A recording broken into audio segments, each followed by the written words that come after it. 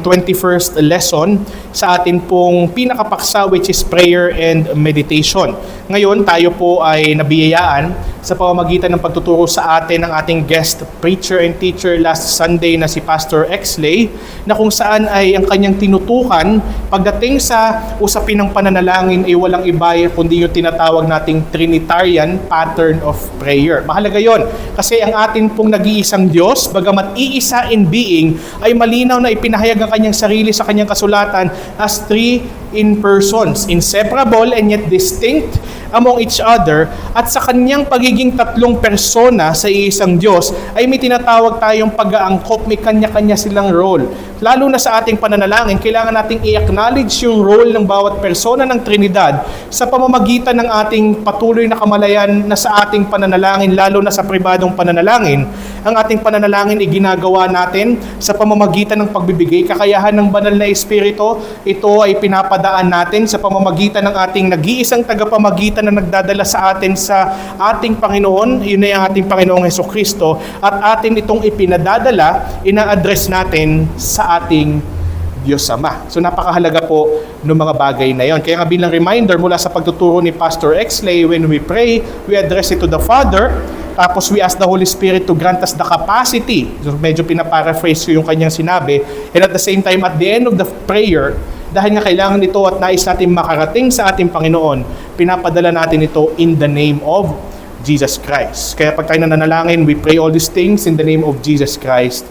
Amen. Pag sinabi natin, kagaya ng pagtuturo ni Pastor Exley, pag sinabi natin in the name of Jesus Christ, hindi lamang natin kinikilala ang kanyang pangalan, hindi lamang natin kinikilala ang kanyang persona, kinikilala din niya na atin ang kanyang gawa, na sa pamamagitan ng persona at ginawa ng Panginoong Hesukristo, maging ang ating mga pananalangin ay may katiyakan na makakarating sa ating Diyos Ama, at may katiyakan tayo na bagamat may mga frailty or imperfections na nakalaki pa rin sa ating pananalangin, ay ito'y magalakin na tatanggapin ng ating Diyos Ama.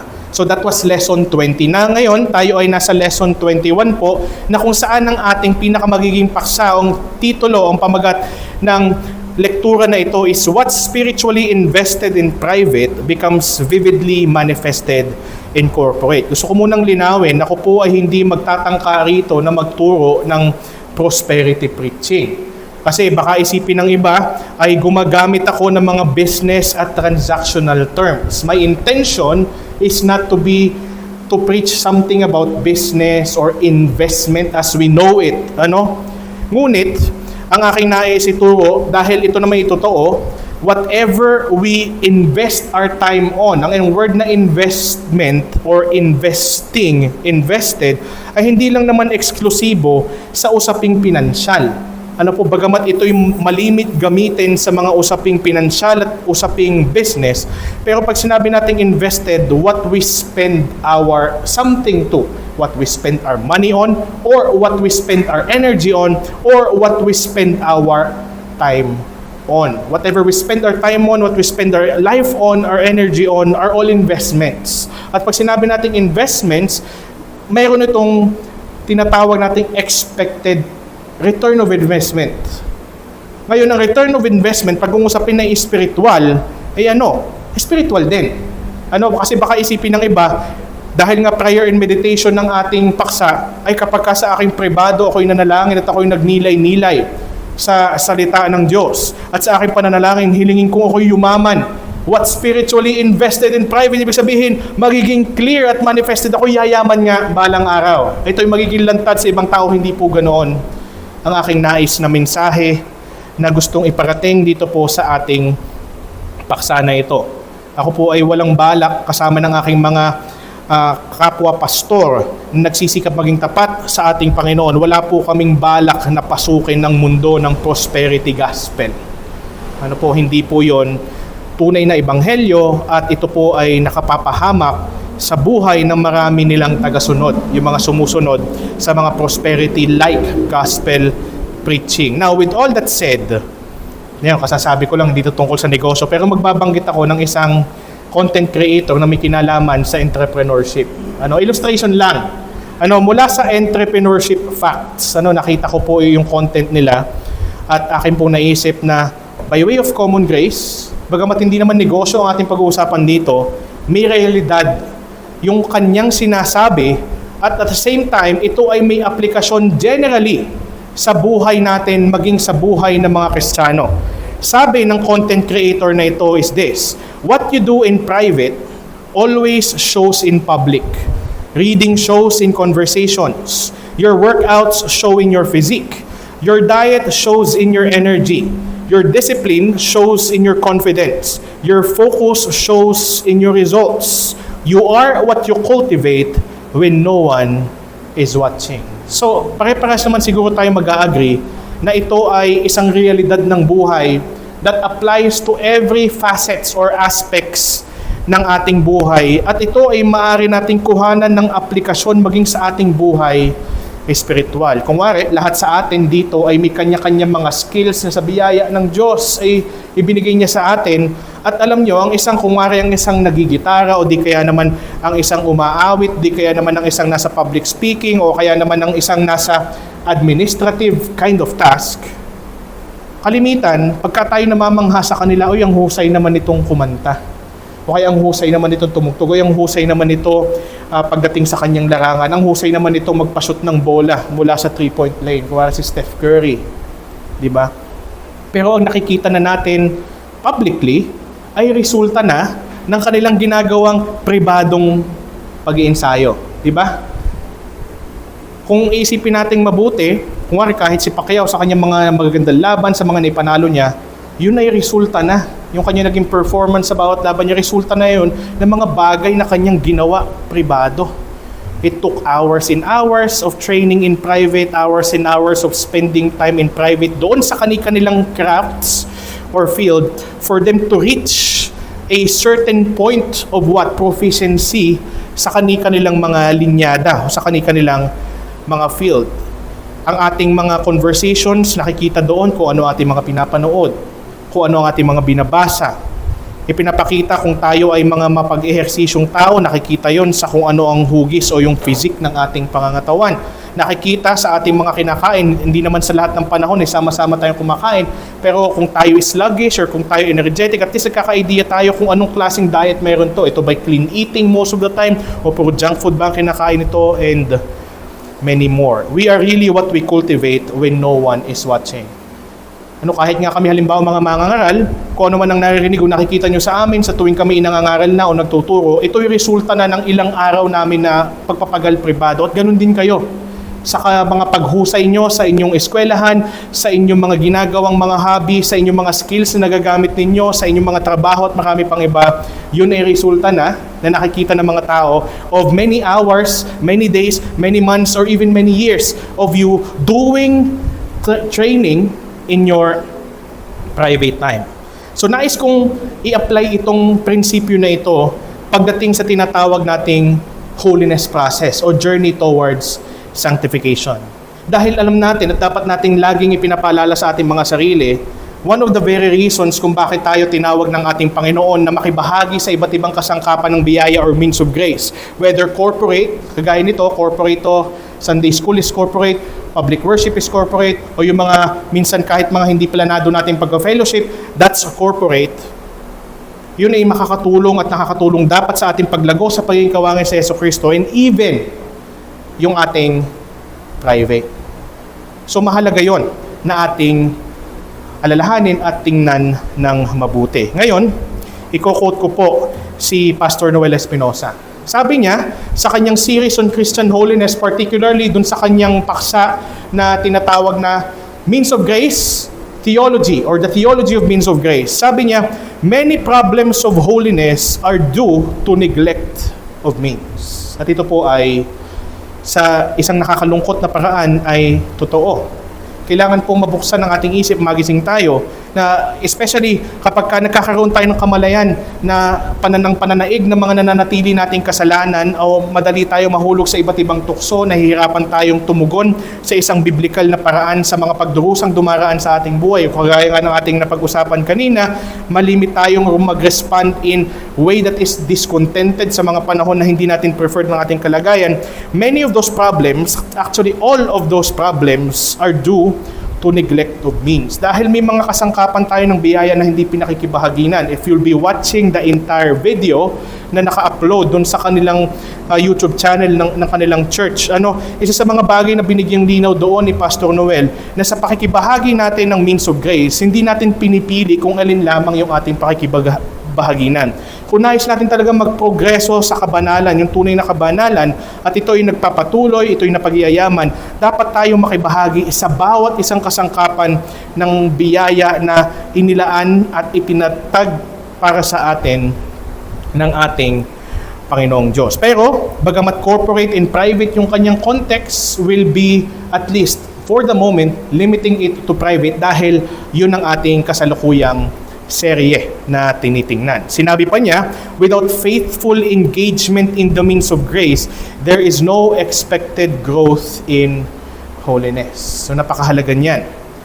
Napakahalaga niyan. At isa pa, sinabi niyang patuloy, kung hindi ka magsusumikap o kung hindi ka nagsusumikap sa mga kasangkapan ng biyaya, huwag kang umasa na may paglago ka sa kabanalan. Ganon din dapat ang ating maging mga mindset.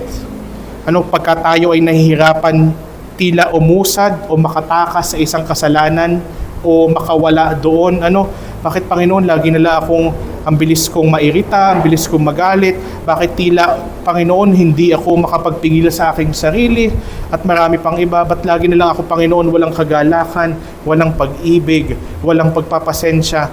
Lagi nating tatandaan, itanong natin sa ating mga sarili, how are we partaking of all the means of grace, whether corporate or private means of grace. Alam niyo po, sa bawat umpisa, noong mga panahong itinuturo ni Pastor Noel, yung theology of the means of grace, at tas iniisa-isa niya yung iba't ibang private means at saka iba't ibang corporate means. Malimit niyang umpisahan ang kanyang mga video lectures using this diagram. Di ko alam kung naipakita ko na sa inyo dati yung diagram na to. Kung oo ang sagot, muli kong isineshare sa inyo ito. Ito yung tinatawag ng diagram of the place of means of grace na ang layunin ay ipakita sa atin illustratively kung paano nangyayari yung holiness process. Kung paano ang proseso ng kabanalan ay nagaganap sa buhay ng isang Kristiyano. Ito ay nag-uumpisa, sabi niya, starting point on a goal to be holy. Layunin ng bawat Kristiyano na maging banal.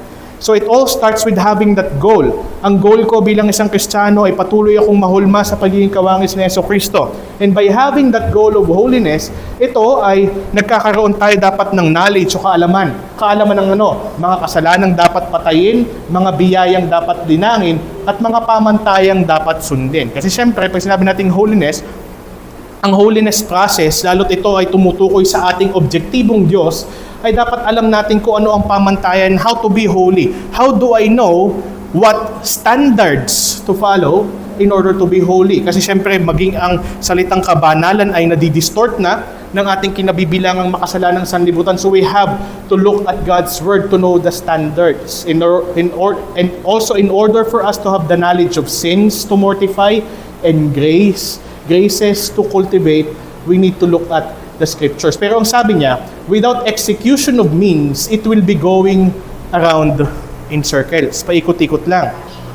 Ang sabi niya, meron kang layunin, nagkakaroon tayo ng kaalaman patungkol sa mga kasalanang dapat patayin at mga biyayang dapat dinangin. Meron tayo na nagkakaroon tayo ng mga kaalaman sa pamantayan, pero paikot-ikot lang. Anong nangyayari? Walang nangyayaring kabanalan. Ang term pa nga niyang ginamit is ito. Nagpapabigat lang tayong mga Kristiyano ng ating konsensya kapag tumigil na tayo dito. So it's just running around in circles.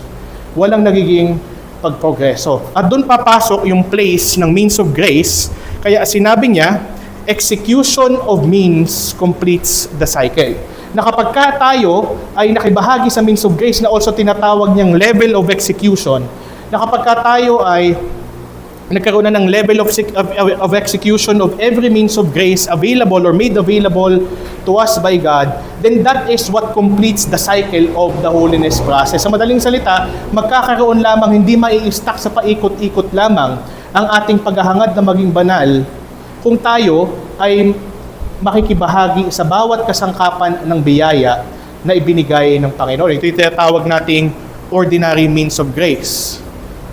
dahil ito ay binigay ng ating Panginoon para sa atin. So, by having this knowledge of how holiness process takes place, so ito'y nawa makatulong sa atin upang ating pakibahaginan din, hindi lamang yung ating mga pampublikong kasangkapan, ngunit maging ang mga pribado. Alam nyo, ako ay nagagalak na ang mga tao dito sa atin, bagamat hindi natin masabing perfect, pero nagsisikap talaga na makibahagi sa kasangkapan ng biyayang pampubliko, sa pagsamba, sa Sunday school, sa mga fellowship, Pero syempre, dahil isang bagay na alam kong hindi ko makikita, hindi naman tama na maglagay ako ng CCTV camera sa inyong mga bahay-bahay para ma-monitor ko, ito ba'y nagninilay-nilay araw-araw.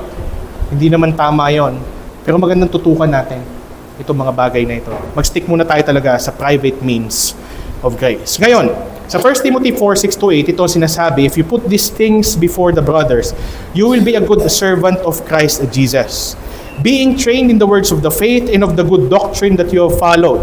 Have nothing to do with irreverent, silly myths. Rather, train yourself for godliness. For while bodily training is of some value, godliness is of value in every way, as it holds promise for the present life and also for the life to come. Kaunting konteksto po bago natin ituloy. Sa mga talatang po ito, nag-umpisa po ito sa 1 Timothy chapter 4 verse 1, na ang sinasabi doon ng Apostol Pablo kay Timoteo ay sa mga huling araw ay may mga kakalat na mga maling katuruan. Actually, tinawag nga niya ito na doctrine of demons. Na mangyayari, may mga bagay sila ipagbabawal na hindi naman pinagbabawal ng salita ng Diyos, may mga bagay sila ipapahintulot na hindi naman pinapahintulot ng salita ng Diyos. Tapos pagdating dito sa mga bagay na ito, ang isa sa mga konteksto kung bakit sinabi ni Pablo na dapat si Timoteo ay maging being trained in the words of the faith ay upang siya ay magkaroon ng proper equipment, ma-equip siya upang malabanan ang mga maling katuruan. So kasama po yun. Pero on the other hand, hindi lamang doon tumigil si Apostol Pablo sa kanyang pagpapaalala kay Timoteo kasi maraming kumakalat na maling katuruan nung kanilang panahon. Pero at the same time, on the same breath, hindi lamang niya sinasabi sa Timoteo na mag-training ka, kaya being trained, ito'y present progressive, dapat nagpapatuloy, regular, being trained in the words of the faith and of the good doctrine that you have followed. Sinabi niyang sunod, hindi lamang upang ma-equip ka na labanan ng mga maling doktrina o maling katuruan, ngunit pati na rin upang ikaw ay ma-equip or ma-train for godliness. So dalawang tingnan dito, konteksto. Training for doctrinal proficiency at saka training for practical. Sabihin sa pamumuhay. Hindi lang sa tinatawag nating doktrina, ngunit sa pamumuhay. Actually, isa sa mga konklusyon dito ni Apostol Pablo sa paghimo kay Timoteo ay ito. Hindi ko na lang nilagay, watch your life and your doctrine closely, so that you may benefit yourself and your hearers also. So dapat may pagtatagpo yung dalawa ngayon. Pero dito natin makikita, bagamat hindi necessarily direktang sinabi yung word na scripture, but pag sinabi natin being trained in the words of the faith and of the good doctrine, sa ating kaisipan, dapat agad ay pumasok yung kaisipan na ito ay makukuha lamang natin yung words of the faith at saka yung mga good doctrine saan? Sa kasulatan, sa Biblia. At dahil ang konteksto din nito ay kasama ito sa pagtitraining natin for godliness. Sa sinabi niya kung ang pagtitraining nga or pag-exercise ng katawan ay may value, lalo na ang pagtitraining for godliness, ito yung ating makikita. We can notice that training for godliness is tied to the words of the faith. Lagi silang magkakabit. Hindi tayo pwedeng magkaroon ng tinatawag natin na pagsasanay, lalo na sa pribado, kasi ang tinutukoy na pagsasanay dito, exercise, Kumbaga, ang pag-exercise naman ay talagang isang pribadong bagay. Pwedeng malaman ng iba, pero pag ito'y ginagawa natin ng regular, lalo na kung halimbawa may equipment tayo sa bahay, may kaunti tayong weight sa bahay, o may treadmill ka sa bahay, o magbibisikleta ka sa labas, hindi mo naman kailangan ng ibalita and so on. So, pag ginagawa natin inyong pribado sa ating regular na pamumuhay, ito ay may value. Pero lalo na sa godliness, ganun din. Kumbaga ginagawa natin yung training for godliness, at kung ang equipment kumare sa cardio, pwedeng maging equipment ang bisikleta or treadmill, pwedeng maging equipment pag resistance training, ang mga weights like dumbbells and barbells. Ang equipment natin, isa sa mga equipment natin o kasangkapan for training for godliness is the words of the faith. Training for godliness is tied to the words of the faith. So concentrate tayo dito sa salita at eventually sa panalangin. Sabi ni Richard Baxter, isang Puritan, mula sa kanyang aklat, The Saints' Everlasting Rest, keep up your secret duties. Meet God in your closet. Do not forsake Him, and He will not forsake you. So, ibig sabihin dito, yung ating mga pribadong oras para sa Panginoon ay dapat hindi natin i-neglect. Sa ating 24 hours in each day, dapat tayo ay may aktibong paglalaan ng oras para sa ating Panginoon. Ngayon, lagi ko sasabihin, start small. Nung isang araw, nung Thursday, ako ay nagbisikleta. Yan, tagal ko na hindi nagbibisikleta. Sinubukan namin ng aking bayaw na umahon sa zigzag. Hindi ko natapos. Wala pa ako sa kalahati ng zigzag dahil paahon yun ng paahon eh. Laspag na agad ako. Yun yung term namin mga siklista. Sabi ko, tumiretso ka na, babalik na ako. Or hintayin na lang kita muna dito kasi ang sakit na talaga ng aking binti. Tapos hindi na ako makahinga ng ayos. Hapong-hapo ako samantalang dati nakakalayo na kami ng sobrang layo. So start small. Maliit lang muna tapos build up from there. Pero ang point dito ay kung tayo magsisimula small, ang kailangan muna natin talagang pairalin by starting small na eventually sana mag-grow up, dapat nating maging regular na pagsisikap yung ating tinatawag as to quote Richard Baxter, keep up your secret duties. Diba pagka tayo may pinapalakas sa loob na parang gusto na mag-quit? No, keep it up. Keep it up. Let's keep up our secret duties. We meet God in your closet. Hindi ibig sabihin nun na kailangan mong pumasok sa iyong damitan. Hindi siya literal. Sabihin nito, meet God in your private time. Huwag natin siyang iwan at hindi niya tayo iiwan. Sabi nga ni Jesus Christ, remain in me, and if my words remain in me, and if my words remain in you, I will remain. And whatever you ask, I will grant it to you, and you will be bearing much fruit. John chapter 15. Isa pa, sabi naman ni Jonathan Edwards sa kanyang personal narrative, sabi niya, a true Christian delights at times to retire from all mankind, to converse with God in solitude, and to seek His face in secret places. Dito natin makikita, kagaya na banggit ko kung natatandaan nyo several Sundays ago, na there is something good in solitude. Naintindihan ko na talaga tayo ay nagkakaroon ng desire to be with people, especially with fellow believers, kasi tayo nalikha ng Diyos as social beings.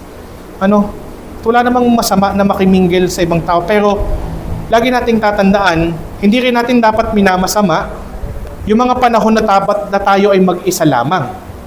We are never really all by ourselves nga, di ba? Though even the word alone means all one. And when we say all one, we may not be with a fellow human being, but we are all one with God during those moments. And we should delight at times to retire from all mankind. Yung okay lang na, ayoko munang ako'y may kausap na ibang tao. Dyan muna kayo, maiiwan ko muna kayo saglit. Kahit hindi mo na sabihin kung anong dahilan, pero kung ang dahilan mo ay dahil makikipag-usap ka sa Panginoon sa mga oras na yun, napakaganda nun. And that is something that a true Christian delights. Kasi since as true Christians, we are really delighting at the thought that Jesus Christ will come again and that one day we shall be face to face with our Lord Jesus Christ. Habang hinihintay natin yung mga panahong yun, ang Panginoon nagbibigay sa atin ng mga tunay at maaari natin sabihin ng mga patikim, ng mga karanasan ng kanyang magiging pakikisamang huhustuin balang araw, at ito'y sa pamamagitan ng mga kasangkapan ng biyaya na kanyang ibinigay sa atin. We converse with God in solitude and we seek His face in secret places. Kaya nga sabi rin ni John Calvin mula sa kanyang Institutes, let each of us therefore endeavor to seek God daily in His Word and in prayer, that He may nourish our souls unto eternal life. Na habang hinihintay natin yung kahustuhan, ang context dito ng unto eternal life ay hindi doon ka palang maliligtas, walang naliligtas sa paraan ng pagninilay, walang naliligtas sa paraan ng panalangin, ng kaligtasan ni tanging sa gawa at persona lamang ni Kristo. Pero para sa mga naliligtas, nagkakaroon tayo ng desire to fellowship with God. At habang hinihintay natin yung consummation, yun yung context niya, kaya unto eternal life, habang hinihintay natin yung kahustuhan, sa ating kasalukuyan, nangangailangan tayo ng tinatawag na spiritual nourishment.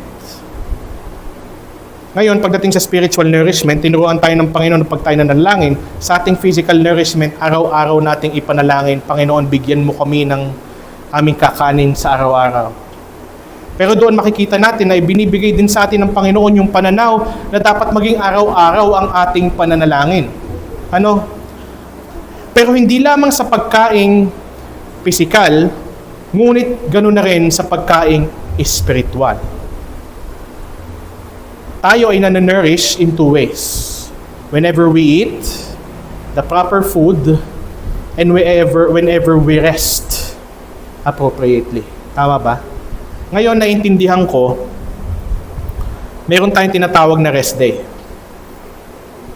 Minsan, sa trabaho sa eskwelahan, meron kang 2 days per week of rest day. Sa iba, 1 day of rest day. Pero ang tanong ko sa inyo, sa ating lahat, kayo ba ay nagpapahinga lamang during rest day? O sa bawat araw ng isang buong linggo, may a portion time or hour na kung saan ay nagpapahinga tayo? Di ba kahit yung quote-unquote hindi rest days natin, pwede natin sabihin work day, or ito yung term na ginagamit usually business days, di ba? Bigyan tayo business days. Hindi ka makaka-function the following day pag hindi ka nagpahinga the previous day. I'm talking about physical, but as an illustration. Ganon din dapat ang ating pananaw sa ating spiritual na kalagayan. Ano napapansin nyo? Naranasan nyo na ba na kayo ay walang tulog nung buong maghapon, nung nakaraang araw at buong magdamag, tas kinakailangan nyo mag-function sa inyong trabaho, eskwelahan the following day? Naranasan nyo na ba yun? As in 0 minute, 0 hour of tulog, tas kailangan nyong pumasok sa eskwelahan o sa trabaho. O kahit manatili lamang sa bahay pero marami kang gawaing dapat tapusin. Ako naranasan ko yun nung ako ay nagkaroon ng anxiety disorder. Isa sa mga bagay na aking dinanas at the time is nahihirapan akong matulog. Ano ang kalimitan nangyayari kapag wala tayong tulog nung magdamag the previous day, tapos marami tayong gagawin the following day? We have to really be operational and functional. Ito yon. Isa sa mga nangyayari sa atin is we become so irritable, tapos even the smallest things could easily get into us. Tama ba? Ang bilis nating mairita. Irritable tayo.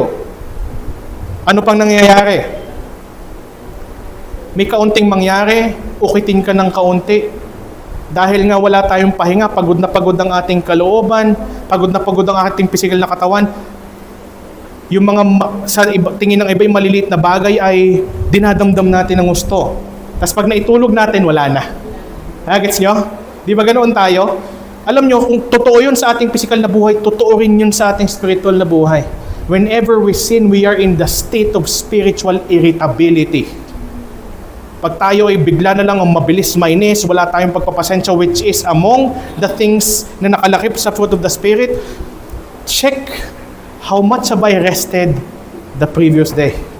Ako ba ay nagnilay man lamang at nanalangin upang makisama sa Diyos? Lagi nating tatandaan, one of the reasons why Jesus Christ invited people to rest in Him is because He is the rest. Come to me all you are weary and heavy laden, I will give you rest. Alam ko in its immediate context, may kinalaman yun sa kaligtasan, pero it also applies sa ating pagpapatuloy sa kabanalan. Madali tayong matangay ng iba't ibang pagdurusa at magreklamo sa ating kalagayan pag wala tayong angkop na kapahingahan kay Kristo sa araw-araw. That's why sinabi dito ni John Calvin, let each of us therefore endeavor to seek God. Gaano ka-frequent? The answer is daily. How? In His Word and in prayer that He may nourish our souls unto eternal life. Sana po, dito sa ating iglesia, walang tao na saka lamang nagkakaroon ng exposure sa salita ng Diyos at sa panalangin kapag araw ng linggo. Nakakalungkot, alam po nangyayari ito sa mga Kristiyano, na may mga Kristiyano na kung saan ay ang kanila lamang exposure sa salita ng Diyos at sa pananalangin ay kapag sumisimba sila. May it never be sa ating buhay Kristiyano. Make sure you have daily nourishment, daily food of the Word and prayer, and daily rest in God through His Word and prayer. Ngayon, talakayin muna natin yung salita ng Panginoon. Sabi sa Joshua 1:8, this book of the law Ito ay salita ni Joshua at the time. This book of the law shall not depart from your mouth, but you shall meditate on it day and night, so that you may be careful to do according to all that is written in it. So, ano mga panahon ngayon, kaya siya tinatawag na book of the law, kasi iilan-ilan pa lamang ang mga books of the Bible that are in existence during this time. Iilan-ilan pa lamang yon, and mostly mga writings ni Moses, dahil si Moses ang kinasangkapan ng ating Diyos upang ang kanyang salita ay maisa papel. Maisa papel. At sa biyaya ng Diyos, ito ay pinreserve niya up until this point. Pero ang kanyang panawagan sa kanyang bayang pinamumunuan at the time ni Joshua, kasi si Joshua ang pumalit sa pamumuno ni Moses. Ang sabi niya, this book of the law shall not depart from your mouth. Actually, ito yata ay mga salita ni Moses na inihahabilin niya. Na inihahabilin niya. Si Moses yata ang nagsabi nito, na inihahabilin niya sa kanyang mga susunod na pamunuan. Pero sinabi niya, but you shall meditate on it day and night. Nandun yung regularity. Nandun yung regularity. Meditate on it day and night. Ano ang one-day cycle? Sa isang day cycle, merong day and night. Pero ito'y baliktad sa kaisipan ng mga Hudyo. There was evening and morning the first day. Evening and morning. So, sabihin, dito makikita natin yung daily na frequency. Meditate on it day and night, tapos merong inaasahan. By spiritually investing privately, by meditating day and night on the Word, ano yung kanyang vivid manifestation corporately? So that you may be careful to do according to all that is written in it. Upang tayo maging maingat, maging masigasig, na sundin, not for salvation matters, but for sanctification matters, sundin ang anumang nakasulat sa kasulatan. Upang tunay na tayo makapamuhay, hindi lang makaalam, ngunit makapamuhay ng kagaya ng buhay na sinabi ni Apostol Pablo. Kung natatandaan niya, 1 Corinthians 4, isang buhay na hindi lumalampas sa kung ano ang nasusulat. Sunod, Psalm 1:1-3. Blessed is the man who walks not in the counsel of the wicked, si David po ito, nor stands in the way of sinners, nor sits in the seat of scoffers, but his delight is in the law of the Lord, and on his law he meditates day and night. He is like a tree planted by streams of water that yields its fruit in its season, and its leaf does not wither. In all that he does, he prosper. So dito ay pinag-iiba ng salmistang si David yung tinatawag natin na paglakad o buhay ng isang nasa Panginoon at isang wala sa Panginoon. Na para sa mga nasa Panginoon, isa sa mga inaasahan na kanilang hinahangad, ang kanilang delight ay sa salita ng Diyos. His delight is in the law of the Lord. At hindi lamang meron siyang paghahangad sa salita ng Diyos, pero merong manifestasyon ng paghahangad na ito. Sila ay nagninilay araw-araw sa salita ng Diyos. Ginagamit na ulit kagaya nung nandun sa book of Joshua, yung mga katagang meditates day and night. Pag ninilay, ibig sabihin na araw-araw. At ang nagiging resulta ng spiritual private investment of delighting and meditating on the law daily is para siyang punong nakatanim sa may batisan. Ibig sabihin, una sa lahat, laging inaasahan, may katiyakan ng kanyang pamumunga sa kanyang panahon. It yields its fruit in its season. Pangalawa, mananatiling malusog ang puno ngayon. Isa sa mga determiners para malaman natin kung gaano kalusog ang puno ay kung gaano kaganda ang kanyang dahon. Kasi kagaya halimbawa, hindi naman laging tagmangga, hindi naman laging tagrambutan. Majority of the days sa isang taon, pag hindi pa niya season of harvest or season of fruit bearing, ang tangi lamang natin makikita sa puno ngayon yung kanyang dahon. Pero pag nakikita natin ang ganda ng mga dahon nito, parang glossy yung dahon, nakikita natin yung maganda ang kalusugan ng puno na ito. At nakalagay dito, in all that he does, he prospers. Again, hindi to prosperity preaching. Ang tinutukoy dito, pag nilakbay natin ang konteksto ng buong Psalm chapter 1, ang konteksto dito ng in all that he does, he prospers. Ano man ang kanyang gawin, siya ay umuunlad. Ay, prosperity yun, hindi. Anong context? Fruit bearing. Anong sabi dito? yields its fruit in its season. Ibig sabihin, may pag-unlad sa pamumunga ng buhay. Hindi ito pag-unlad sa kabuhayan, ito ay pag-unlad sa kabanalang buhay. Yun po ang konteksto dito. So makikita natin, kapag mayroon tayong regular na pagninilay, our spiritual private investment of meditating day and night or regularly or daily sa salita ng Diyos gives us certainty of fruitfulness, good spiritual health, and prospering in sanctification. Progressing in sanctification. At isa pa, Psalm 119:11, I have stored up your word in my heart that I might not sin against you. The storing of word in our heart happens privately. Sa ating patuloy na pagninilay sa salita ng Diyos at pag ito'y malimit nating gawin, that frequency of meditating on the Word of God enables us to memorize the Word of God. At sa mga panahong iyon ay nakastore up sa atin, ano nangyayari? It gives us the certainty na sa mga panahong tayo ay may matapat na pakikibahagi sa salita ng Diyos, na tayo ay bibigyan ng Diyos ng kapasidad na makaiwas sa kasalanan. Kaya kung titingnan natin mabuti, using these three passages, ano yung return of investment in meditation? Gamitin pa rin natin business language pero hindi business ang ating purpose, kundi sanctification. Ito yung return of investment in meditation. Una, provision of obedience. Joshua 1:8. Pag tayo nag-meditate day and night, so that you may be careful to obey according to what is written in it.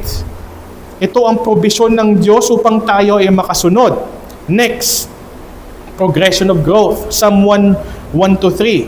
In all that he does, he prospers in the context of spiritual maturity and holiness. And isa pa, ito ay prevention of sin. I have stored up your word in my heart so that I might not sin against you. At pag tiningnan natin itong tatlong bagay na ito, these three things constitutes holiness.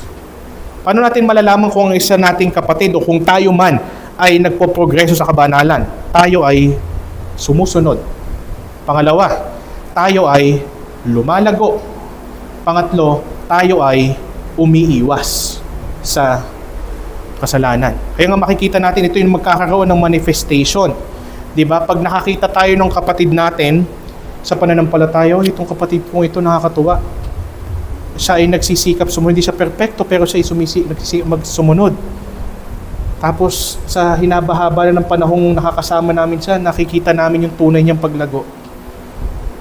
Tapos sa mga panahong siya natutokso, nakikita namin siya talaga yung umiiwas. Huwag tayong dumaan dyan kasi baka tayo mahulog sa kasalanan pag dyan tayo dumaan at marami pang iba. So dito natin nakikita, what spiritually invested in private becomes vividly. Ang sabihin ng word na vividly is bright. Kumbaga sa kulay, clear. Diba? Maliwanag. It becomes vividly manifested corporately.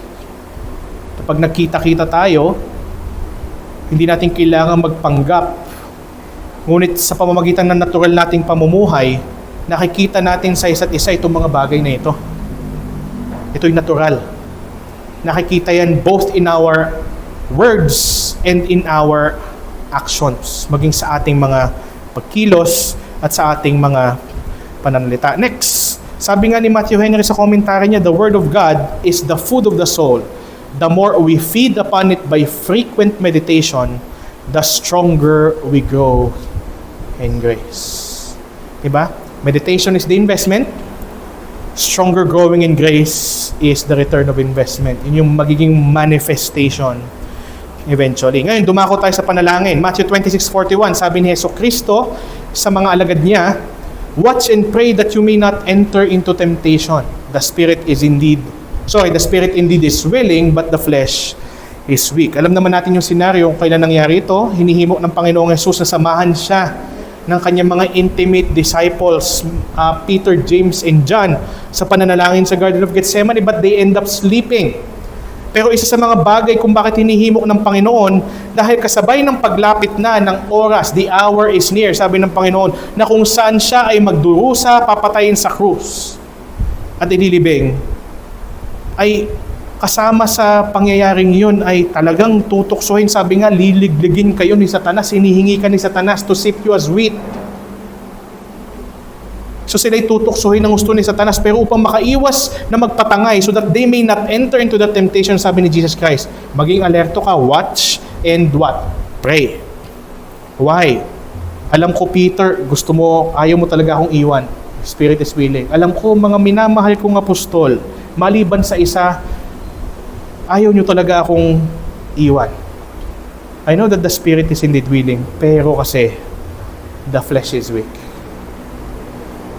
The flesh is weak. At isa pa, alam naman natin na, yun, nabanggit sa atin ni Ate Jing dati, mali yung kantang tukso, layuan mo ako. Di ba tayo dapat ang lalayo sa tukso?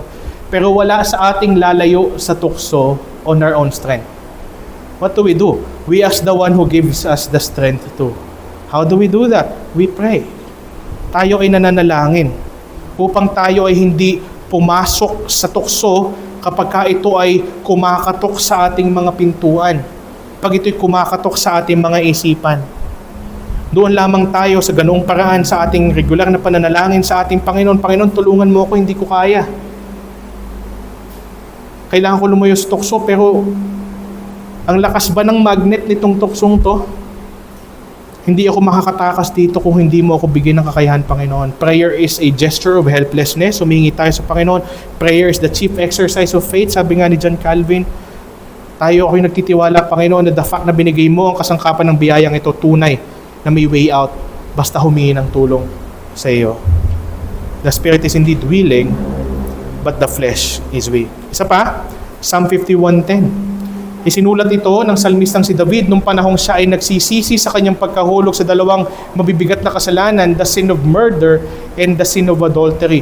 At sa kanyang pagpapahayag ng pagsisisi, at alam naman natin nangyayari ang pagpapahayag ng pagsisisi or confession of sin kapag tayo nananalangin, isa sa mga bagay na sinabi niya dito sa salmo na ito ay ito, create in me a clean heart. Bakit? Saan ba nagmumula ang bawat kasalanan? Ang bawat kasalanan ay nag-uugat sa karumihan ng ating puso. At dahil napanaig ang karumihang nananatili sa puso ni David, kaya siya nahulog sa tinatawag nating sin of adultery and murder, anong hinihiling niya? Panginoon, create in me a clean heart. O God, and renew a right spirit within me. Who is the person best to ask but the person who can provide these things himself? Walang tao dito sa daigdig na pwede kang pumunta sa kanyang tindahan at sabihin mo, may tinda ka bang clean heart? O kaya bang linisin ang puso ko? Kaya mo ba akong bigyan ng panibago at tamang espiritu sa aking kalooban? Pero sa mga panahon, knowing na bilang mga mananampalataya just as David is addressed as the man after God's own heart, and yet he still fell into sin. Tayo pare-parehas din. Dahil may remaining sin pa rin sa atin. At tayo ay patuloy na mananalangin, Panginoon, create in me a clean heart. Because if the heart is clean, the life will also be. Kung ating titingnan mabuti, ang Panginoon, ang pagkilos ay laging inside out, from the inside out. He starts with what's inside, and then it gets manifested externally. Nagkakaroon ng mga vivid manifestation. But we have to pray. Gaano kadalas ba tayong nangangailangan ng malinis na puso? Sino sa inyo na nagkaroon na ng isang araw, every second malinis ang puso nila? May ganun ba? Meron ganun sa inyo? Umami na kayo? Hindi, joke lang. Wala. Baka meron, pero alam natin pare-parehas. The Bible says wala. Even the Apostle Paul, di ba sinabi niya, I delight in God's law. I agree that the law is good. But there is also another law at work in me. Ano yun? The law of sin. Kaya sa bandang uli, sa Psalm 7, sinabi niya, what a wretched man I am. At ganun din sa parehas tayo na bangka nung buhay ni Apostol Pablo bilang mananampalataya sa panahon ngayon. Lagi tayong nangangailangan ng panalangin, Panginoon, create in me a clean heart. Linisin mo naman po ang aking puso o aking Diyos. I-cleanse mo ako sa aking idols at marami pang iba o aking Panginoon.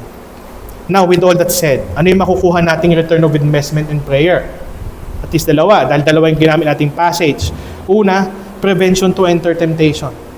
Pakaliwanag naman noong sinasabihan ng ating Panginoong Hesukristo Sila Apostol Pedro, si Santiago, at saka si Apostol Juan, Peter, James, and John. Prevention to enter temptation. At pangalawa, production of a cleansed heart. Psalm 51:10. No one can produce or create a clean heart sa atin except for the one who promised to change our heart. I will take your heart of stone, sabi sa pangako ng bagong tipan. Kukunin ko ang puso mong bato at papalitan ko, I'll change it with a heart of flesh. Dahil kailangan nating guwardiyahan ang ating puso. Above all else, guard your heart, for out of it are the issues of life. This is the best way to guard our hearts, through prayer and meditation. And once we invest time daily sa dalawang kasangkapan ng biyayang ito, tapos tinuloy natin ang pag-invest corporately, pag tayo nakikibahagi ng pagsamba ng Sunday School at ng iba't iba pang mga kasangkapan ng biyaya na corporately ginagawa, then doon tayo makatitiyak na magpapatuloy at pagyayamanin ng ating Panginoon ang ating buhay pananampalataya. Doon tayo magpapatuloy sa pagiging kawangis ng ating Panginoong Hesukristo. Magiging malinis ang ating mga puso. Makakaiwas tayo sa mga tukso. Makakaiwas tayo sa pagkakasala. Makakatiyak tayo, magkakaroon tayo ng pagsunod at paglago sa pagiging mabungang alagad ng ating Panginoong Hesukristo. Now, as a conclusion, to end, we have to remember, every work done in private will be obvious in corporate. It will show in our actions, in our conversations. Those who truly grow in imitating God are the ones in constant interaction with the triune God. Kasi may mandato tayo to imitate God.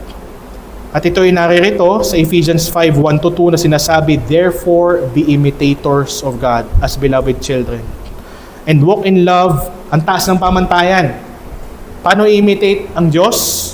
Sa pamagitan ng paglakad saan? Sa pagmamahal at sa kabanalan, siyempre, na ang pamantayan ay sino? Si Kristo. As Christ loved us and gave Himself up for us, a fragrant offering and sacrifice to God.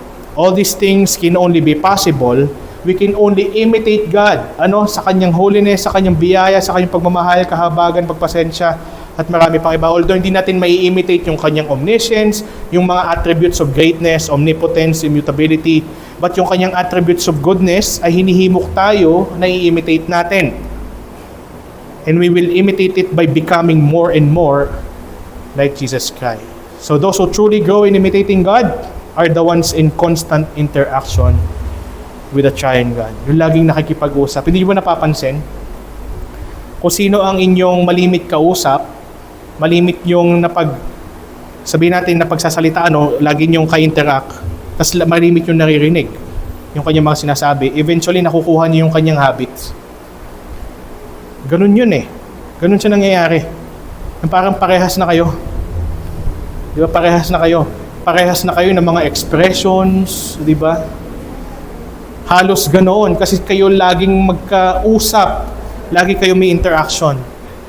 At kung ano yung habit niya, nakukuha nyo rin. Kung ano yung behavior niya, nakukuha nyo rin, at marami pang iba, lalo na sa ating Panginoong Diyos. Kaya mga kapatid, always be in constant interaction with our triune God. At diyan ko po tinatapos yung ating lesson para sa araw na ito. What spiritually invested in private becomes vividly manifested in corporate. Any questions, mga kapatid? Insights?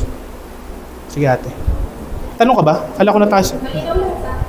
Hindi, akala ko nakataas yung kamay mo ate. Kaya This lecture was taught by Pastor Francis Talon of New Life Reformed Baptist Church. We warmly invite you to join us every Sunday. Our preaching and worship service starts at 9 a.m. Come and hear God's word faithfully proclaimed. To God be the glory.